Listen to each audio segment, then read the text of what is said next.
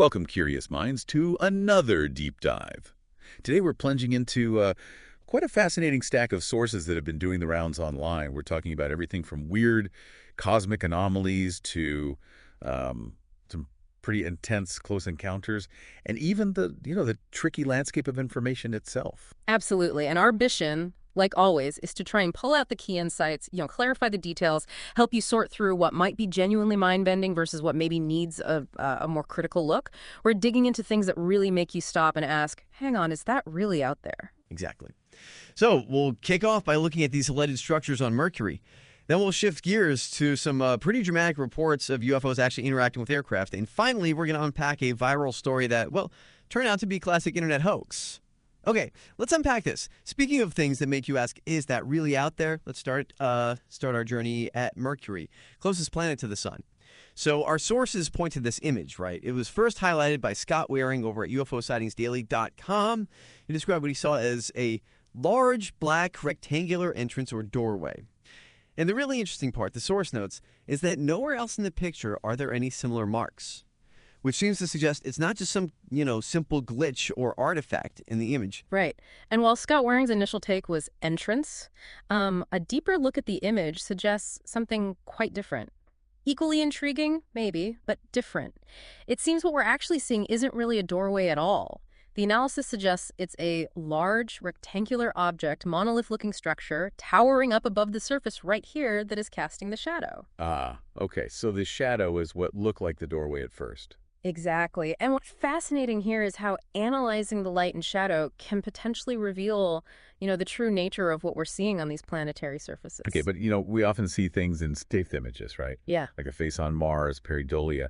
So what specifically about this source's analysis convinced them it wasn't just another trick of the light? How do they argue it's an actual structure? That's the crucial question. The source gets pretty detailed. They point out the sun shining from the top of the screen in this specific image. So all the crater rims, they're shadowed on the top and lit on the bottom. Makes sense. And all the shadows are facing the same direction. Consistent lighting. Now this tall rectangular object casts a perfect rectangular shadow right where that supposed doorway was. Okay, so the shadow matches the shape. Precisely. And when you zoom in, the source claims you can clearly see the top of this building, this rectangular structure. They mention seeing its four corners and even sunlight reflecting off of it. Yeah. The top is apparently not quite as illuminated as the surroundings, which, is just as you would expect a large building casting its own subtle shadow or having a different reflectivity. Right, not perfectly bright. Yeah, and this structure is described as massive, like possibly miles high. So it really illustrates that difference between just seeing shapes and actually analyzing the light, the shadows, the context. That definitely sounds more compelling than just, I saw a doorway. Have there been other claims like this, these sort of monoliths elsewhere in the solar system? Yes, actually. The source does mention that these large rectangular monoliths have reportedly been spotted elsewhere, on the moon, on Mars, and even on Phobos, one of Mars's moons. They're described as these perfect sharp-cut square or rectangle shapes, almost like giant blocks just sticking up out of the ground. Huh. It really does spark the imagination, doesn't it? Makes you think in 2001, A Space Odyssey, those black monoliths. Exactly that connection. The film describes them as alien in nature, maybe some sort of beacon. It's a powerful image. So it resonates. Definitely. And beyond just this monolith, the source mentions other weird things claimed to be on Mercury. Things like strange egg-shaped objects found in craters. Also, very long, almost airplane-looking structures, again, sitting in craters, and even large openings sitting in the middle of craters. Some images apparently even show objects flying up from the surface of Mercury. Which leads to this other intriguing idea from the source, this theory about a media blackout. The suggestion is that planets like Mercury, and Venus too, are rarely spoken about by the space agencies. Why? Because supposedly they don't want anyone's attention focusing on Mercury. The idea is NASA points us towards Mars or Jupiter, while the real action is happening closer to the sun. Well, it certainly raises a big question, doesn't it? What are the implications when someone claims there's a media blackout? How does that affect how we perceive information about space? Whether it's true or not, that kind of claim taps into existing distrust, right? It sort of frames the lack of information as evidence of a cover-up. Makes you think about not just what we hear, but why some topics might seem quieter than others from official sources. Definitely food for thought. Okay, let's shift gears now, bring it a bit closer to home. Still up in the air, though. We've got this new report about an airliner over Brazil. Apparently, it sustained very noticeable damage to the underbelly after some kind of contact with a UFO. Yeah, this one's pretty dramatic. The report states that pre-flight checks showed no damage. Everything was fine before takeoff. The damage supposedly happened while they were actually flying, way up at 70,000 feet. The pilots reported contact with a glowing object that passed directly under them. Directly under them, at 70,000 feet. That's the report. And what the source calls mind-boggling is this. The object was apparently spotted over 2 different locations, Recife and Governador Valadares. Now, these places are nearly 3,000 kilometers apart, and the sighting gap was supposedly less than 5 minutes. That implies incredible speed. Wow. Okay, and the pilot actually felt something. Yes, the pilot reported seeing a bright flash, and then the plane actually trembled as this object went underneath. Physical damage. That would be huge, wouldn't it? Does the source offer more than the pilot's word and the reported damage?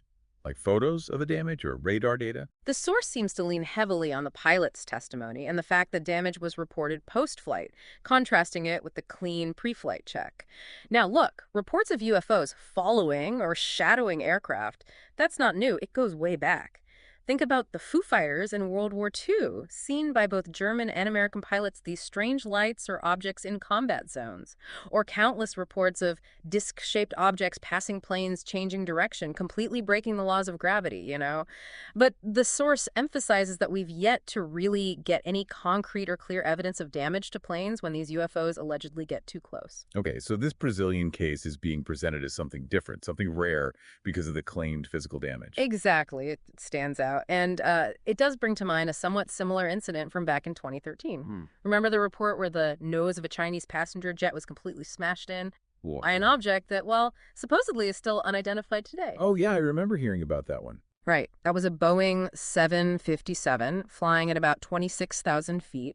The pilot heard this loud bang. The plane started having performance issues, had to make an emergency landing, and the nose cone was just severely dented. But experts apparently ruled out a bird strike or anything like that because there's no blood, no feathers, no nothing, just the dent. Just impact damage. Exactly. Yeah. And the interesting kicker, about a week later, one of the pilots from that flight reportedly claimed he'd actually witnessed a silver disc flying near the plane just before the impact occurred. So taking these together, what does this all mean? The source suggests pretty bluntly that if these accounts hold water, then we are not alone, especially in our skies. But beyond just that, if there's actual physical interaction, even if unintended, what does that imply?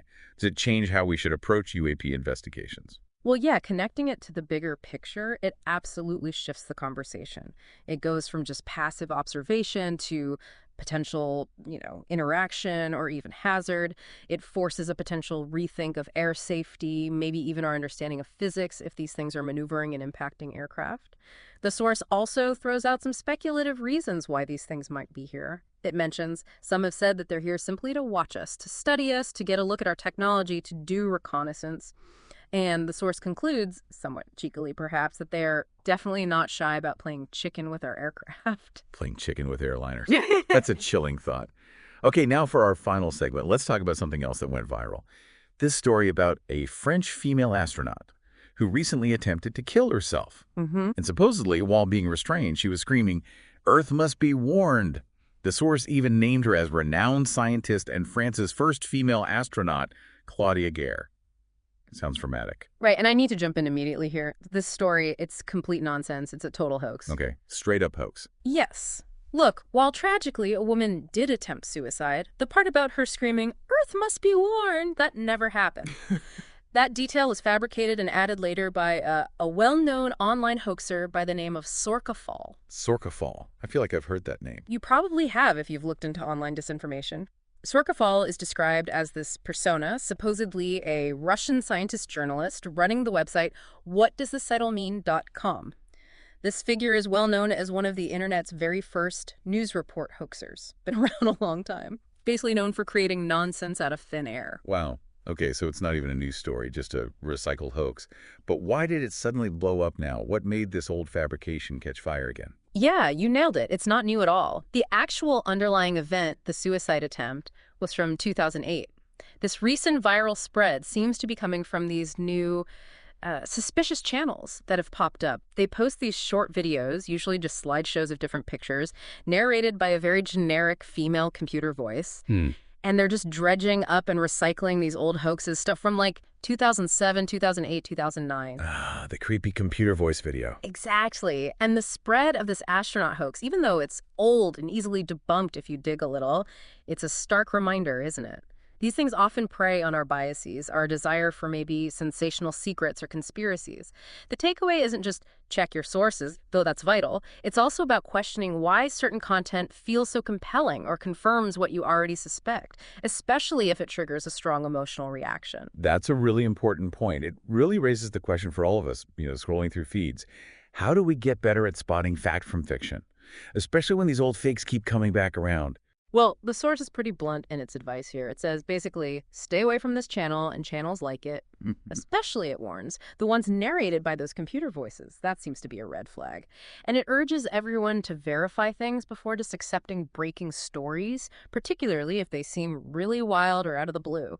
Connecting this to the bigger picture, it just hammers home how vital media literacy is, questioning assumptions in this age where we're just flooded with information and disinformation. What a ride through today's sources, seriously. Yeah. We went from a potential, monolith way out on Mercury, thinking about alien structures, What do you? to these really unnerving reports of UFOs may be causing actual physical damage to aircraft, Yeah. and then landing on this critical lesson about spotting hoaxes and navigating the online information jungle. Yeah. Absolutely. And I think whether we're trying to understand distant planets or just trying to make sense of our newsfeed, that ability to critically analyze claims, to understand the context, to seek out verified sources, that's probably our most powerful tool, isn't it, for actually trying to be well-informed in any real way. Well said. So after all that, what stands out to you listening right now? What's one surprising fact or maybe an insight from today's deep dive that you'll be mulling over?